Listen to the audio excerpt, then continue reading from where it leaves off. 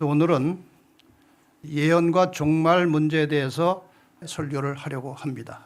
그동안 많은 변화가 있었고 또 앞으로도 상당한 급변하는 세상이 될 것 같은 그런 예감이 들어서 이 문제를 좀 몇 번 다루겠습니다. 요즘 유튜브에 많이 올라오고 또 조회수가 많은 제목이 있습니다. 하나님의 인과 짐승의 표 666, 짐승의 표 환난, 짐승의 표 최후의 환난, 짐승의 표 666 받으면 지옥에 간다. 이런 제목들이 상당히 자주 많이 올라오고 있습니다. 그런데 이 제목들이 조회수가 많아요. 사람들이 다 관심 있고 궁금해하는 주제입니다.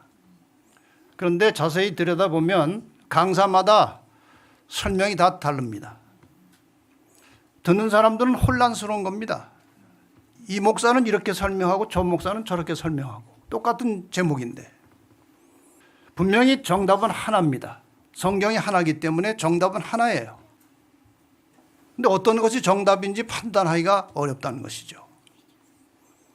최선의 길이 무엇입니까? 어느 것이 정답인지 어떻게 우리가 알 수 있습니까? 성령께서 분별할 수 있는 지혜를 주시도록 기도를 많이 하시고 또 성령의 본문과 이 역사와 일치하고 조화를 이루는 내용을 각자 알아서 판단하는 길밖에 없습니다. 그러니까 여러분 동영상 보실 때 그냥 막 보지 마시고 기도를 많이 하시고 열으세요. 그래야 올바른 분별력을 성령께서 주실 것입니다. 그 다음에 이 짐승의 표 환난에 대한 것은 특별히 그 1시간의 강의를 가지고 충분히 설명할 수 있는 주제가 아닙니다. 그래서 아주 상당히 자세한 설명과 배경 설명이 필요한 것입니다. 더군다나 이것은 인류의 이 종말 시대에 각 개인의 영원한 운명을 결정할 만큼 중요한 것입니다. 그래서 상세하게 정확하게 이 문제를 알고 있어야 하는 것입니다. 그래서 이 문제를 여러분들에게 좀 확실하게 깨닫고 이해를 드리기 위해서 지금 3회 정도 제가 나누어서 하려고 그렇게 계획을 하고 있습니다. 이 짐승의 표 환난을 제대로 이해하려면 일단 용어들을 좀 잘 알아야 됩니다. 예를 들어서 환난은 왜 오는 것이냐, 또 짐승이 무엇이냐, 표를 받는다는 게 뭐냐. 그러니까 짐승을 모르면 짐승의 표도 모르는 겁니다. 666은 무슨 숫자인가? 누가 박해를 하는가? 박해를 받는 대상은 누군가? 어떻게 박해할 것인가? 이런 것들을 다 알고 짐승의 표를 해석해야 올바른 해석이 나오는 겁니다. 그래서 이 짐승의 표 환난을 제대로 이해하려면 필수적으로 알아야 될 사전 지식이 많이 필요합니다. 그래서 이런 내용들을 충분히 잘 모르고 짐승이 뭔지도 모르고 짐승의 표를 설명할 수 없는 겁니다. 이런 걸 제대로 모르고 짐승의 표 환난을 설명하면 그건 거의 100% 빗나갑니다. 틀리게 돼 있어요. 첫 단추가 잘못 끼워지면 다 틀어지는 것입니다. 이 짐승의 표에 있어서 중요한 것은 짐승이에요. 그래서 이 짐승에 대해서는 제가 다음 시간에 1시간 내내 짐승 가지고 설명을 하려고 합니다. 그리고 짐승의 표 환난은 어디에 근거해서 나온 말이냐 이거예요. 계시록 13장 6절 7절에 보면 짐승이 입을 벌려 하나님을 향하여 회방하되 또 권세를 받아 성도들과 싸워 이기게 되고, 이 짐승이 나타나는데 하나님을 회방하고 성도와 싸운다는 것입니다. 그러니까 하나님을 대적하는 정체인 것은 확실한 겁니다. 짐승이. 15절에 보면 또 짐승의 우상에게 경배하지 아니하는 자는 몇이든지 다 죽이게 하더라. 이게 환난이에요. 이 짐승의 우상에게 경배 안 하면 다 죽이려고 한다는 겁니다. 16절부터 18절에 보면 저가 모든 자 곧 작은 자나 큰 자나 부자나 빈궁한 자나 자유한 자나 종들로 그 오른손에나 이마에 표를 받게 하고 누구든지 표를 가진 자 외에는 매매를 못하게 하니 물건을 사고 팔지 못하면은 그건 굶어 죽는 겁니다. 그 정도로 이것은 심각한 문제예요. 그 짐승의 수를 세어보라. 그 수는 사람의 수니 666이니라. 여기 666이 또 나옵니다. 그러니까 짐승을 모르면 666이 뭔지도 모르는 겁니다. 자, 이 짐승의 표 환란이 왜 그처럼 중요한 주제냐? 계시록 13장 8절로 10절에 보면 죽임을 당한 어린 양의 생명책에 창세 이후로 농명되지 못하고 이 땅에 사는 자들은 다 짐승에게 경배하리라. 여러분 이 말씀을 잘 보시면 이 종말의 시대에 모든 인간은 둘로 나누어져요. 한 부류는 그 짐승의 권세에 굴복하는 부류가 있고 그 짐승의 권세에 굴복하지 않는 부류가 있는데 그 굴복하지 않는 부류는 누군가 어린 양의 생명책에 이름이 기록된 구원받은 자들입니다. 그만큼 이건 중요한 거예요. 누구든지 귀가 있거든 들을지어다. 사로잡는 자는 사로잡힐 것이요 칼로 죽이는 자는 자기도 마땅히 칼에 죽으리니. 이 말은 무슨 말인가 하면은 이 짐승의 세력이 하나님의 백성들을 사로잡고 죽이려고 한다는 겁니다. 그런데 결말은 자기가 사로잡히고 자기가 죽을 것이다. 그러니 역전된다는 거예요. 성도들의 인내와 믿음이 여기 있느니라. 이게 무슨 뜻인지 아시겠습니까? 당장 현실을 보면 하나님의 백성들이 수세에 몰려서 핍박을 당하고 죽게 생겼어요. 그때에 물러서지 말고 포기하지 말라는 거예요. 왜? 역전이 된다는 것입니다. 그러므로 성도들에게 뭐가 필요하다는 거예요? 인내와 믿음이 필요하다는 그런 말씀이에요. 그러니까 여러분 이 말씀을 잘 유념하셔서 앞으로 분명히 이런 때가 옵니다. 이때에 끝까지 목숨을 걸고 하나님의 말씀에 충실한 그런 백성들이 되시기를 바랍니다. 오늘 이 첫 번째 시간은 환난에 대해서 좀 말씀을 드리겠습니다. 환난이라는 것이 왜 오는 것이냐 하는 거예요. 제가 자주 말씀드렸던 대로 하나님께서 인류를 구원하시는 이 성경의 모든 역사는 창세기 3장 몇 절? 15절에서 시작됩니다. 그러니까 이 짐승의 표 환난도 제대로 이해를 하려면 그 짐승의 표를 풀어가는 첫 번째 열쇠는 창세기 3장 15절을 제대로 이해하고 있어야 하는 것입니다. 다시 한번 살펴보겠습니다. 내가 너로 여자와 원수가 되게 하고 너의 후손도 여자의 후손과 원수가 되게 하리니 여자의 후손은 내 머리를 상하게 할 것이요 너는 그의 발꿈치를 상하게 할 것이니라. 여기 보면 싸우는 이야기입니다. 머리 터지고 발꿈치 다치고 싸움의 결과예요.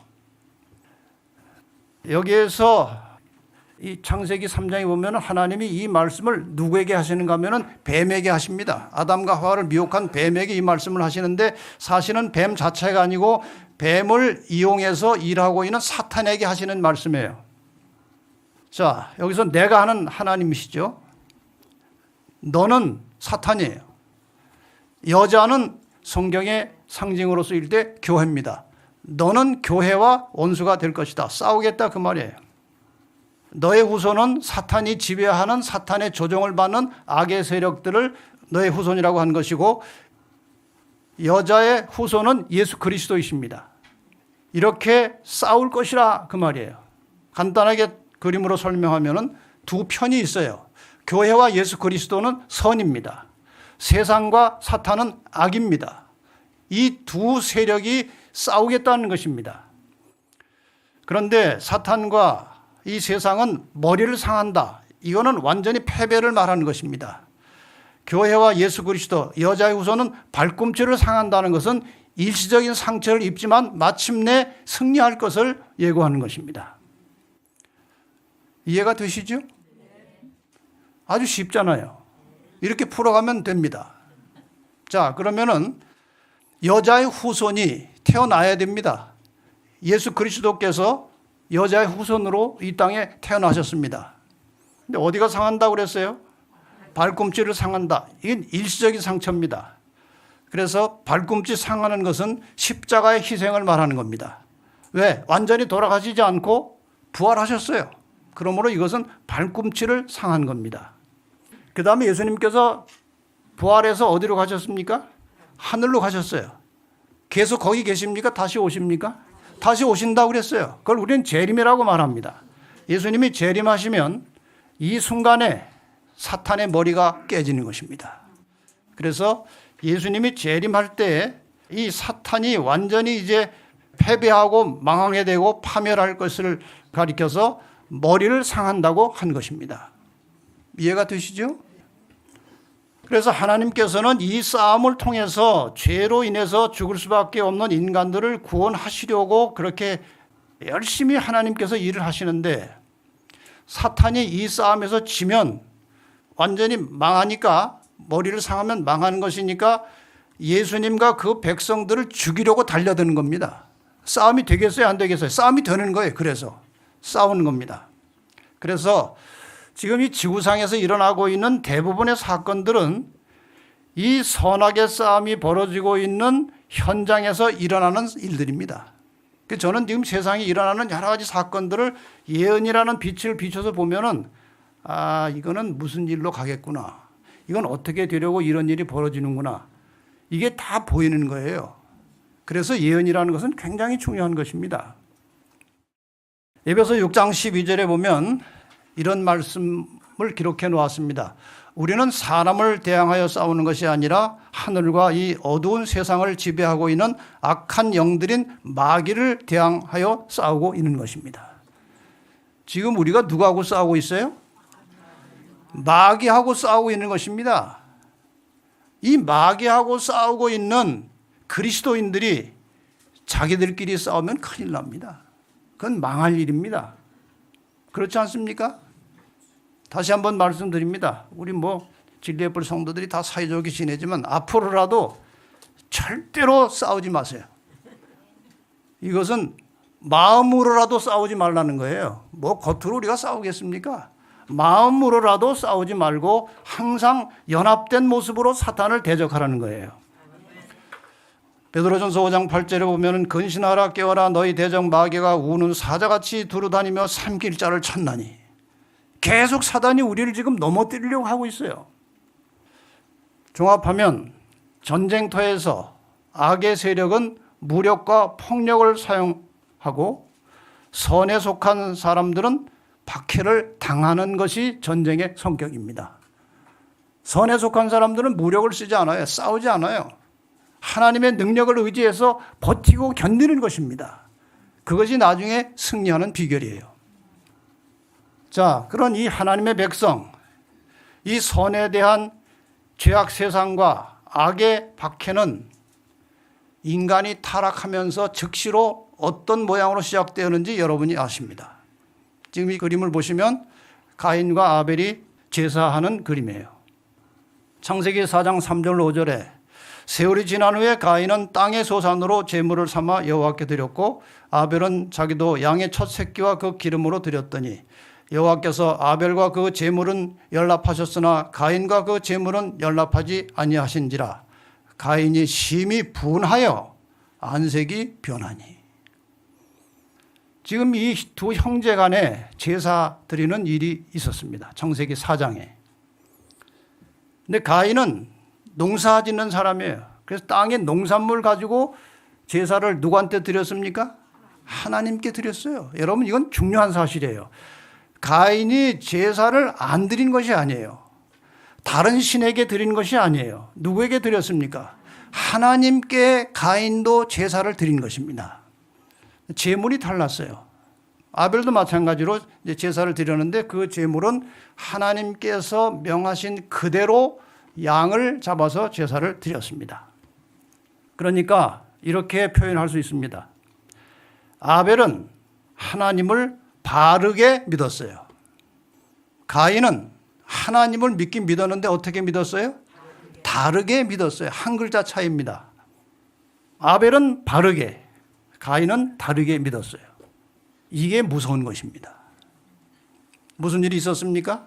창세기 4장 8절에 가인이 그 아우 아벨에게 고하니라. 이게 고하니라는 말이 조금 생소한 말인데 이런 말이에요.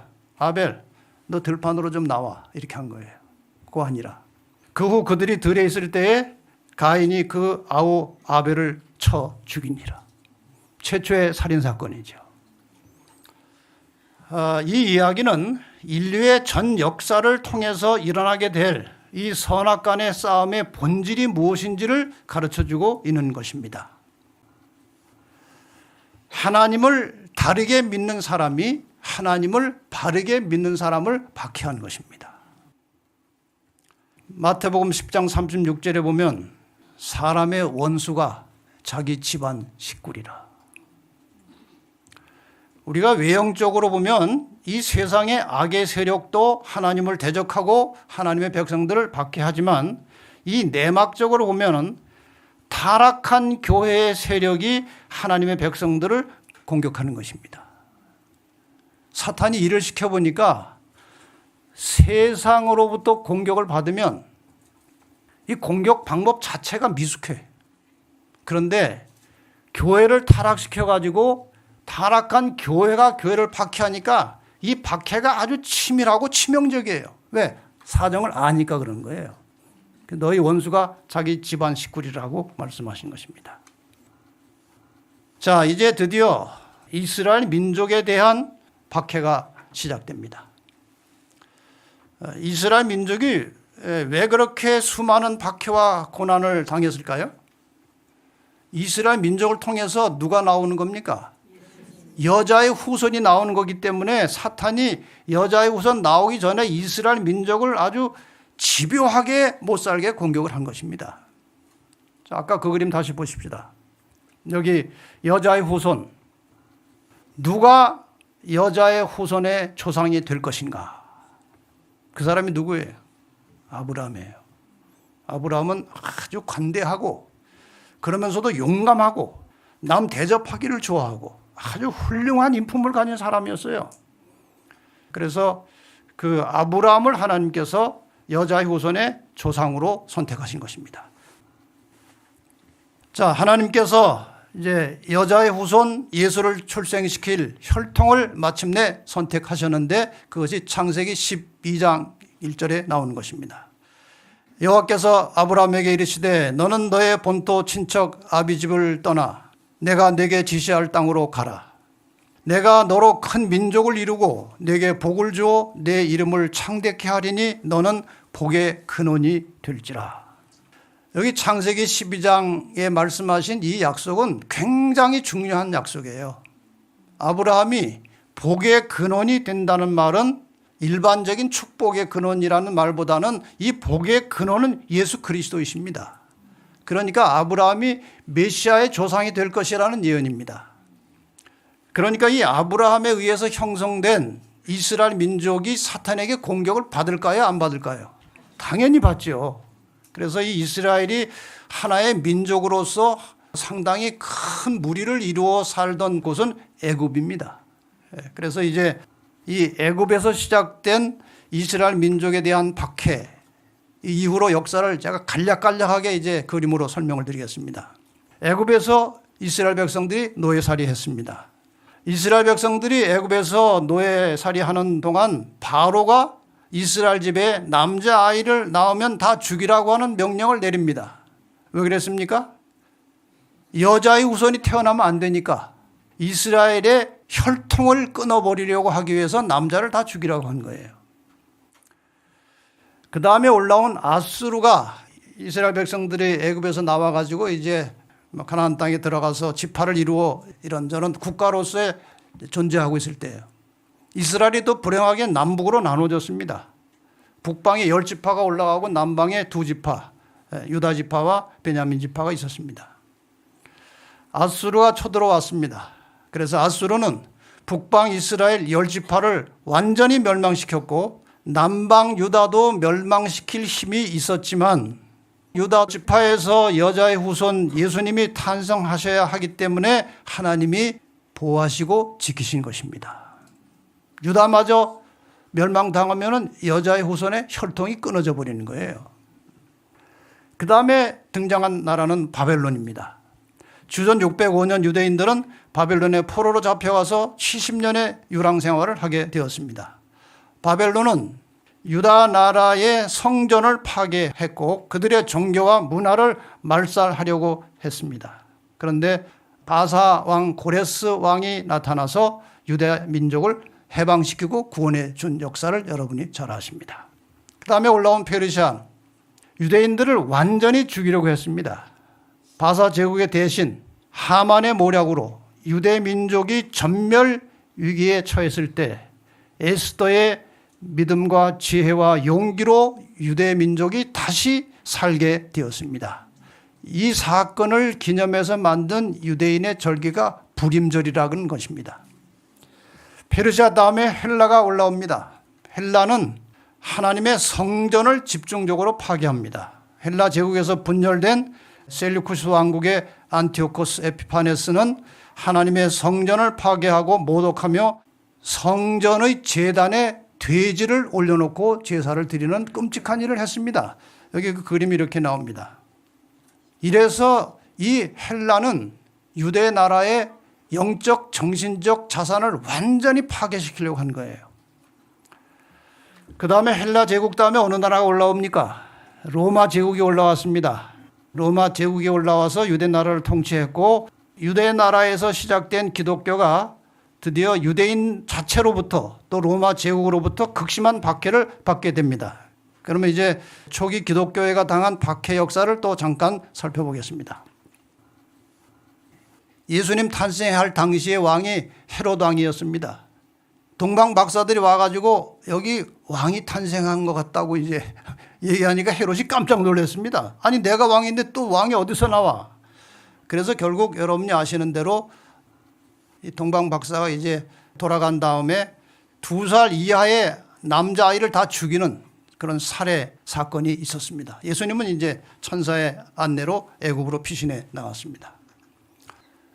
예수님의 길을 예비하러 왔던 침례 요한이 살해당하는 사건을 여러분이 또 보십니다. 유대인들이 기독교를 몹시 박해하는 것입니다. 마태복음 15장 24절 25절에 결정적인 박해 현장입니다. 예수님을 십자가에 못 박고 그 옷을 나눌세 누가 어느 것을 얻을까요? 제비를 뽑더라. 때가 제3시가 되어 십자가에 못 박으니라.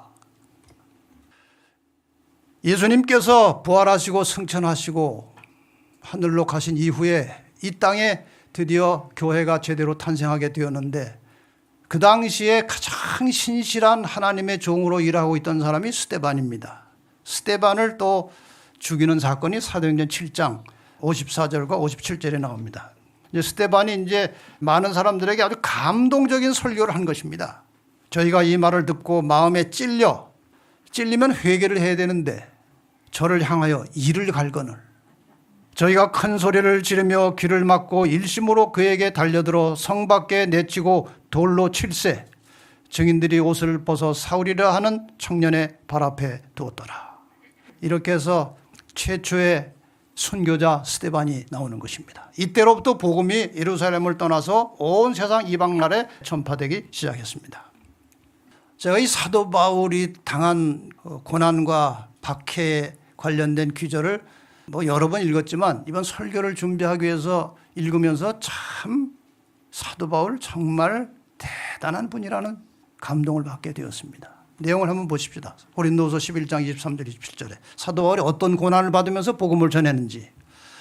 내가 수고를 넘치도록 하고 옥에 갇히기도 더 많이 하고 매도 수없이 맞고 여러 번 죽을 뻔하였으니 유대인들에게 40에 하나 감한 매를 5번 맞았으며 3번 태장으로 맞고 1번 돌로 맞고 3번 파선하는데 일주야를 기품에서 지냈으며 여러 번 여행의 강의 위험과 강도의 위험과 동족의 위험과 이방인의 위험과 시내의 위험과 광야의 위험과 바다의 위험과 거짓 형제들 중의 위험을 당하고 또 수고하며 애쓰고 여러 번 자지 못하고 줄이며 목마르고 여러 번 굶고 춥고 헐벗었노라. 여러분 사도 바울만큼 고생한 분 계십니까? 제가 이걸 읽고 나서 내가 이게 너무 이렇게 안일하게 살고 있는 게 아닌가 그런 생각이 들었어요. 이 그리스도인들이 이런 핍박을 당하면서 복음을 전해 온 결과 오늘 우리까지 복음을 듣게 된 것입니다. 사도들이 어떻게 죽었는지 여러분 잘 아시죠? 간략간략하게 제가 설명드리겠습니다. 야고보는 돌에 맞아 죽었어요. 빌립은 십자가에 못 박혀 죽었습니다. 마태는 민을창에 찔려 죽었는데, 민을창이라고 하는 것은 도끼하고 창하고 갈고리를 한때 묶어가지고 뭘 무기를 만들어서 그걸로 치는 거예요, 사람을. 여기에 맞아서 죽었습니다. 또 하나의 다른 야고보 있죠? 돌로 머리를 때려 죽였습니다. 마띠아 참수형, 목베임을 받아 죽었어요. 안드레 X자형 십자가에 못 박혀 죽었습니다. 베드로 십자가에 거꾸로 못 박혀 죽었습니다. 바돌로메, 나다나엘을 바돌로메라고 부릅니다. 이 사람은 더 비참하게 죽었어요. 살가죽 벗겨내고 십자가에 못 박고 머리를 베어 죽였다고 그랬어요. 얼마나 끔찍한 죽음이에요. 도마 창으로 찔려 죽었고, 시몬은 십자가에 못 박혀 죽었고, 요한은 끓는 기름가마에 집어넣는데 하나님이 살려내시고 반모섬에 가서 뭘 기록했어요? 계시록을 기록한 거예요. 하나님의 놀라운 섭리가 있었습니다. 다데오는 십자가형 혹은 창에 찔려 죽었다고 전해집니다. 이렇게 하나님의 백성들이 초기에 핍박을 당했습니다. 이게 다 누가 하는 일입니까? 사탄이 하는 일이에요. 이 세상의 힘을 이용해서. 로마 제국은 유대 나라를 멸망시켰습니다. 서기 70년 로마 제국의 유대 침략으로 예루살렘 성과 성전은 철저히 파괴되고 마침내 유대 나라는 완전히 멸망당하게 됩니다. 그 다음에 이 로마 제국이 기독교를 박해한 역사를 여러분이 잘 아십니다. 무수하게 많은 기독교인들이 로마 제국의 놀잇감이 되었습니다. 황제 숭배할 것이냐, 예수 계속 믿을 것이냐. 황제 숭배 안 하고 예수 믿겠다고 하면은 이런 데를 끌고 들어가서 사람을 다 짐승에 찢겨 죽게 하거나 십자가에 화형을 시키거나, 이것들을 또 수많은 관중들이 원형극장에 모여가지고 보는 가운데서 이렇게 죽어갔어요. 서기 64년 네로 황제로부터 시작된 기독교 박해는 313년 콘스탄틴 황제의 밀라노 칙령으로 교회가 자유를 얻을 때까지 약 250년간 이 핍박을 받았습니다. 나중에는 이 사람들이 도무지 그리스도인들이 살 수가 없었어요. 그래서 토굴로 들어간 것입니다. 그걸 우리가 카타콤이라고 말합니다. 로마 제국 시대 그리스도인들은 박해를 피해서 약 200년 이상 지하 토굴에 살면서 신앙을 지켰고, 수많은 그리스도인들이 지하에서 죽어 매장되었습니다. 그래서 우리는 그것을 지하 묘지라고 말합니다. 지하에 이런 묘지가 많이 있는 거예요. 200년이라는 세월이니까 얼마나 긴 세월입니까? 수많은 그리스도인들이 거기서 죽어간 거예요. 죽으면 거기서 장사 지내고 그냥 끝나는 겁니다. 그 당시 죽은 유골들을 다 정리해 놓은 것 같아요. 이 머리 해골하고 이 팔다리 뼈들을 다 이렇게 저렇게 정리해 놨어요. 이렇게 그리스도인들이 핍박을 당했어요. 그 다음에 중세기로 넘어갑니다. 중세기 그리스도인들은 어떻게 박해를 당했느냐, 누구에게 박해를 당했느냐, 여기 도표를 잠깐 보시면 여러분이 이해를 합니다. 로마 제국의 박해는 끝났고 이제 기독교가 타락하게 됩니다. 이 역사를 잠깐 보세요. 서기 64년 네로 황제 때로부터 이제 로마 제국의 기독교 박해가 시작됩니다. 한 250년 정도 박해를 받습니다. 313년 밀란 칙령을 통해서 기독교가 자유를 얻게 됩니다. 박해가 끝났습니다. 박해가 끝나면서 교회는 타락하기 시작합니다. 이상하죠?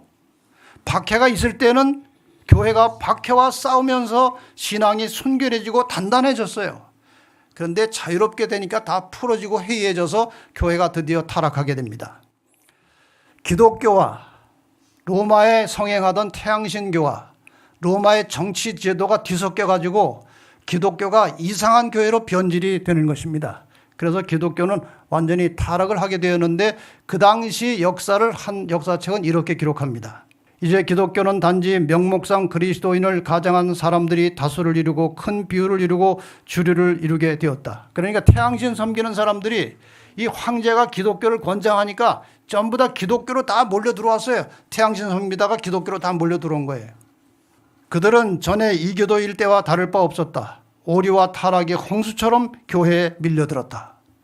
이때 태양신교를 섬기던 사람들이 드리던 예배 날짜가 썬데이 일요일입니다.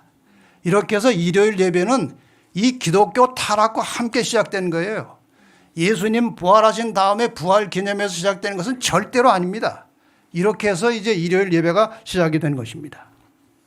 드디어 538년이 되었을 때는 교황권이 확립돼 가지고 이 타락한 교회 풍토 속에서 생겨난 교회가 로마 교회입니다. 교황권이 확립돼서 로마 교회가 하나님의 백성들을 박해하는 기간이 1260년간 계속된 것입니다. 어마어마한 세월이에요. 1798년 교황이 몰락함으로 그 전부터 박해는 약해졌지만 공식적으로 이제 교황이 1798년에 몰락함으로 일단 핍박은 끝났습니다. 그런데 교회가 타락해서 하나님의 참 백성들을 핍박할 것에 대해서 그 사건이 벌어지기 한 1100년 전에 다니엘서 7장에 예언이 되어 있었다는 것입니다. 이것이 작은 뿔에 대한 예언입니다. 다니엘 7장 8절에 보면은 이건 나중에 제가 다음 시간에 설명하겠습니다만은 짐승이 4마리가 나오고 4번째 짐승의 모양이 뿔이 10개 달린 거예요. 그래서 다니엘이 그 4번째 짐승의 10뿔을 유심히 보는 중에 그 10뿔 사이에서 작은 뿔이 하나 올라왔어요. 올라왔는데 먼저 뿔 중 10개 중에서 셋을 뽑아내고 이 작은 뿔에는 눈이 달리고 입이 달려서 큰 말을 했다. 이 그림을 잠깐 보시면 10뿔이 있어요. 근데 가만히 보니까 뭐가 하나 올라왔어요? 작은 뿔이 올라왔는데 뭐가 달렸어요? 눈 달리고 입 달린 게 올라왔어요. 눈은 감시를 표현하는 것이고 입은 힘을 말하는 거예요. 권세. 여러분이 저 10뿔을 자세하게 보세요. 그럼 작은 뿔이 올라와요. 이게 올라온 겁니다. 이게 무슨 일을 하느냐? 먼저 있던 자들과는 다르고 또 새 왕을 복종시킬 것이며, 그러니까 새 뿔을 뽑았다는 것은 새 왕을 복종시켰다는 것입니다. 말로 지극히 높으신 자 하나님을 대적하며 또 지극히 높으신 자의 성도를 괴롭게 할 것이며 핍박하는 거죠. 그가 또 때와 법을 변개코자 할 것이며 하나님의 때와 법을 바꾸겠다는 것입니다. 이것이 안식일과 십계명을 바꾼 거예요. 성도는 그의 손에 붙임받아 한 때와 두 때와 반 때를 지내리라. 아까 1260년 말씀드렸죠. 이렇게 해서 이제 이 작은 뿔이 그 일을 하겠다는 것입니다. 그런데 이 다니엘 7장에 예언된 작은 뿔을 시대적으로 해석해 보면은 그건 정확하게 로마 가톨릭 교회입니다. 다른 해석을 할 수가 없는 거예요. 정확하게 거기에 맞아 떨어지는 것입니다. 로마 교회가 박해를 합니다. 종교 재판소를 만들었습니다. 그래서 교회가 가르치는 것하고 다른 가르침을 유포하면 잡아다가 재판해서 취소하면 살려주고 취소 안 하면 그냥 죽이는 거예요. 지금 저 그림은 갈릴레오가 재판받는 장면입니다. 그 당시 로마 교회에서는 천동설을 가르쳤어요. 지구는 가만히 있고 이 천체가 돌아 움직인다는 거예요. 지구는 가만히 있는다. 근데 갈릴레오가 보니까 그게 아니거든요. 연구해 보니까 지구가 돈다는 거예요. 그 지구가 돈다고 가르쳤어요. 그게 과학적이건 아니건 천주교의 가르침과 다른 거예요. 불러다 재판받는 거예요. 그러니까 갈릴레오는 그냥 이제 살고 싶으니까 그럼 취소한다고. 그러고 살았어요. 나오다가 한 말이 뭐예요? 그래도 돈다 이거예요. 내가 취소했다고 지구 안 도는 게 아니에요. 이 정도로 이 당시 사회가 완전히 종교적으로만이 아니고 과학적으로도 완전히 깜깜한 세상이었습니다. 그 다음에 이제 로마 교회가 교회의 명령에 굴복하지 않는 그리스도인들을 잡아서 투옥하고 온갖 잔인한 고문을 통해서 회유하고 강요합니다. 정말 무서운 세상이었습니다. 이 당시 개발된 고문 도구들이 그림으로 나오는데요. 정말 무시무시한 고문 도구들이 그때 다 만들어졌어요. 마침내 고문을 통해서도 교회 명령에 굴복하지 않는 그리스도인들은 잔혹한 방법으로 저렇게 살해했습니다. 이 살해의 가장 절정을 이루었던 큰 사건은 1572년 성 바돌롬의 축일 대학살 사건이었습니다. 이건 세계사에 나오는 이야기예요. 바돌로메를 기념해서 이제 축제를 벌이는데 이 축제 일에 가톨릭에서 개신교인들을 1572년이니까 종교개혁 이후에 한 5, 60년이 지난 이후입니다. 그러니까 개신교인들이 많이 있었어요. 근데 늘 대립되고 싸웠거든요. 가톨릭에서 이 바돌로메 축일 사건 우리 같이 하자. 그 이제 재수초를 한 것입니다. 그래서 다 초청했어요. 많은 개신교인들이 이 축일에 같이 모였습니다. 그날 밤 12시에 종이 울리면서 갑자기 이 로마 교회 힘들이 태도를 바꾸어서 개신교인들을 죽이기 시작한 것입니다. 그렇게 모아놓고 한 역사 기록에 보면은 2달에 걸쳐서 7만 명을 죽였다고 그랬어요. 이런 끔찍한 사건이 역사적 사실이에요. 마침내 교황 비오 6세가 아까 말씀드렸던 1798년 프랑스의 포로로 잡혀가서 그 이듬해 99년 8월 29일 발랑스 감옥에서 옥사했습니다. 저 그림은 지금 그 감옥에 있는 동안에 아마 그 신하들이 방문한 것 같아요. 그래도 교황이니까 아마 널찍한 방에다가 가둬놓은 것 같아요. 자, 지금까지 말씀드린 박해 역사를 간단하게 요약해 드립니다. 이스라엘이 이제 먼저 박해를 받기 시작했죠. 이스라엘 나라는 언제쯤 시작됐다고 보는가 하면은 BC 1660년경 야곱의 집 사람들이 애굽에 들어간 때를 정확한 연대는 잘 모릅니다. 근데 대략 어떤 학자들이 1660년경에 시작했다고 합니다. 그 다음에 이스라엘을 공격한 나라들을 이제 설명드렸죠. 애굽 다음에 어디였어요? 아수르 다음에 어디였어요? 바벨론 다음에 페르시아, 그 다음에 그리스, 그 다음에 로마. 로마 시대에 예수님께서 오셨습니다. 십자가에 돌아가신 것이 서기 31년으로 우리는 보고 있습니다. 초기 교회 역사가 시작됩니다. 초기 교회를 유대인들과 로마 제국이 핍박합니다. 핍박이 언제 멈췄다고 그랬습니까? 서기 313년 밀란 칙령에 의해서 기독교가 자유를 얻었습니다. 콘스탄틴 황제가 이 명령을 내렸어요. 그 다음에 이 기간 동안에 교회가 어떻게 됩니까? 타락하기 시작합니다. 538년에 드디어 교황권이 확립되고 확립된 교황권이 중세시대를 지배하면서 하나님의 백성들을 핍박합니다. 초기에는 로마 교회가 교회를 핍박했어요.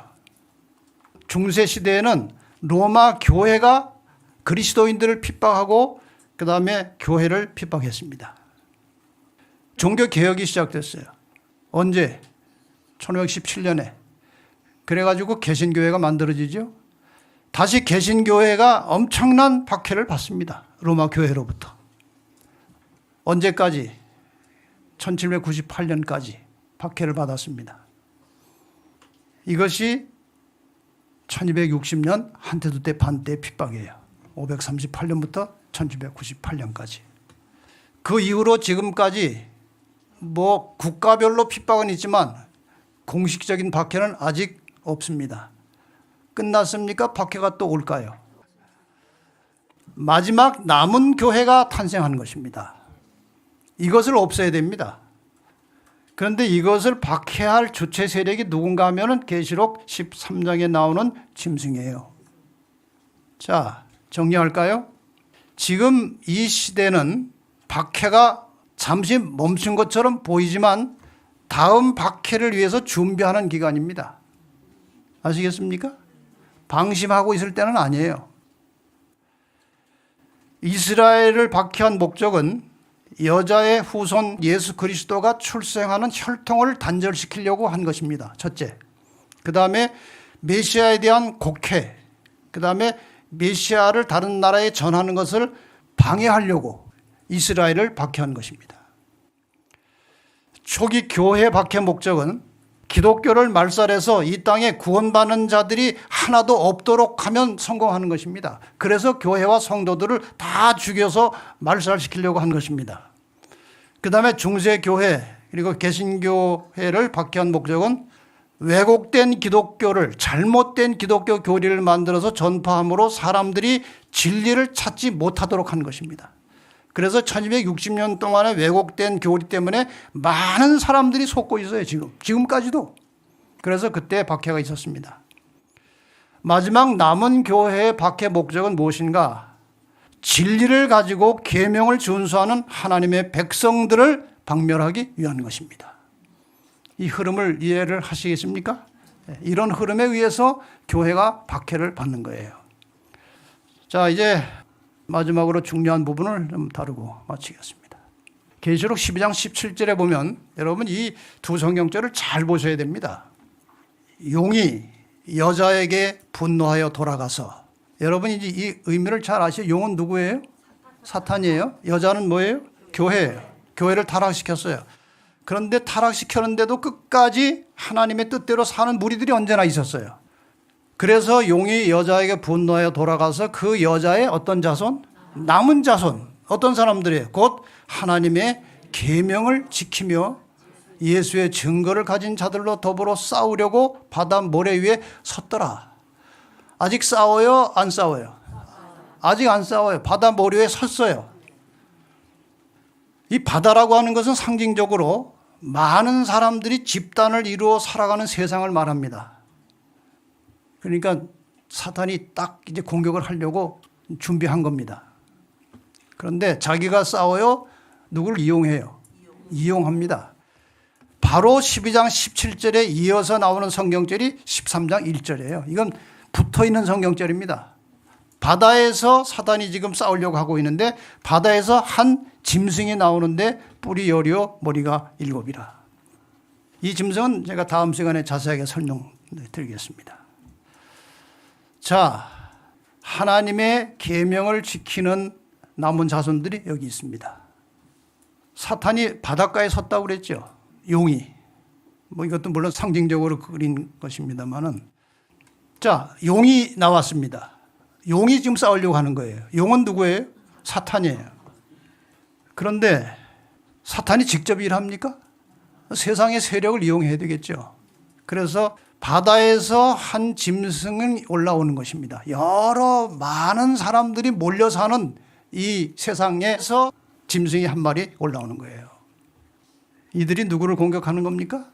하나님의 계명을 지키는 남은 자손들을 공격하는 것이 마지막 싸움이에요. 역사의 마지막에 하나님의 참 백성, 즉 하나님의 말씀과 계명에 충실한 남은 자손들을 공격할 짐승이 바로 짐승의 표를 말할 때 그 짐승이에요. 그러니까 계시록 13장에 나타나는 짐승이 무엇인지 모르고 짐승의 표를 해석하는 것은 다 틀린 것입니다. 이해가 되십니까? 그러므로 짐승의 표를 정확하게 이해하려면 이 계시록 13장에 등장한 첫 번째 짐승이 어느 세력인지 어느 나라인지를 확실하게 알아야 짐승의 표를 해석할 수 있는 거예요. 다음 시간에 설명을 드리겠습니다. 이 짐승은 무엇이고 짐승의 표를 받는다는 것은 무엇인가? 자, 이제 결론을 드리고 마치겠습니다. 박해는 왜 있느냐? 하나님께서는 왜 박해를 막지 않으시느냐? 이 문제를 생각해 보셨습니까? 왜 하나님께서 이렇게 박해받도록 방치하시느냐 이거예요. 저도 이 문제를 가지고 곰곰이 생각을 해보니까 세 가지 목적이 있습니다. 첫째, 박해를 통해서 성도들의 신앙을 견고하게 단련하시기 위한 것입니다. 사람이 이렇게 느슨하게 있으면요, 편안하면은요, 신앙이 시들게 돼 있어요. 이 기독교 신앙이라는 것은 외부로부터 몰려오는 이 도전과 대항해서 싸우면서 신앙이 굳어지고 성장해지고 순결해지는 것입니다. 그런 목적이 있어요. 두 번째, 이 박해를 통해서 사탄의 정체가 온 우주에 드러나는 것입니다. 사탄이라는 게 어떤 존재인지. 그래서 온 우주에 사탄의 사악한 정체와 함께 하나님의 공의를 드러내기 위해서 이 박해를 허락하십니다. 특별히 이 마지막 단계에서 박해를 허락하신 이유는 이것입니다. 곡식과 가라지를 분리시키는 거예요. 예를 들어 같이 믿고 교회 다니던 사람 중에 어떤 사람은 구원을 받고 못 받으면 말이에요. 그럼 못 받은 사람이 나도 교회 잘 다녔는데 하나님 심판을 잘못하신 거 아닌가? 내가 억울한데? 이럴 가능성이 충분히 있어요. 그래서 박해를 통해서 멸망받을 자들은 스스로 다 떨려져 나가게 되어 있습니다. 할 말이 없어요. 자기가 떨어져 나갔으니까요. 이렇게 해서 박해를 하나님께서 마지막에 허락하시는 것입니다. 자, 이러한 시기에 그리스도인의 참 신앙이란 무엇인가 요약해서 말씀드리면, 참 그리스도인은 제가 지금 드리는 네 가지 말씀을 항상 염두에 두고 살아가시는 것이 정상적인 살아있는 그리스도인이에요. 마태복음 24장 42절 43절.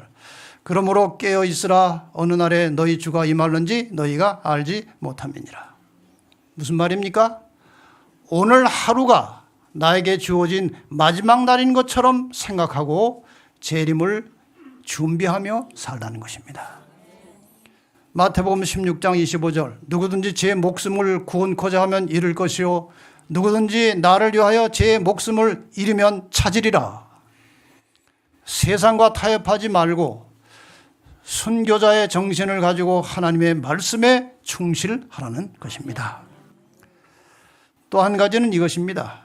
예수님께서 한 번은 비유를 말씀하셨어요. 한 부자가 있는데 농사가 그게 잘 돼가지고 풍년이 와가지고 그걸 걷어다가 창고에 집어넣는데 쌓을 것이 없는 거예요. 창고가 모자라가지고. 창고를 크게 짓고 잔뜩 양식을 쌓아놓고, 야, 이제 뭐 편안하게 먹고 놀고 쉬자. 이렇게 이제 한 부자가 그런 생각을 할 때에 하나님께서 하신 말씀이 누가복음 12장 20절이에요.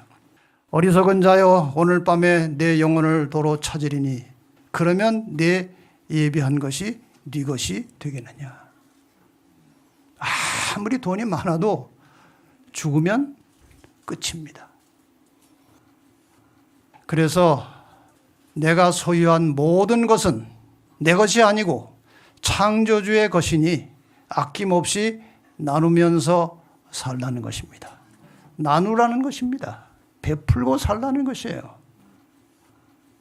계시록 14장 12절. 성도들의 인내가 여기 있나니 저희는 하나님의 계명과 예수 믿음을 지키는 자니라. 어떤 환난과 핍박이 있을지라도 굳센 믿음으로 끝까지 인내하라는 것입니다. 나중에 상급이 있습니까? 참은 사람에게 상급이 있습니까? 상상할 수 없는 상급이 있을 것입니다. 보라, 내가 속히 오리니 내가 줄 상이 있어 각 사람에게 그의 일한 대로 갚아주리라. 계시록 22장 12절 말씀. 여러분, 이 약속의 말씀을 깊이 생각하시고 끝까지 하나님께 충성을 다하는 진리의 뿔 성도들이 되시기를 바라면서 말씀을 마치겠습니다.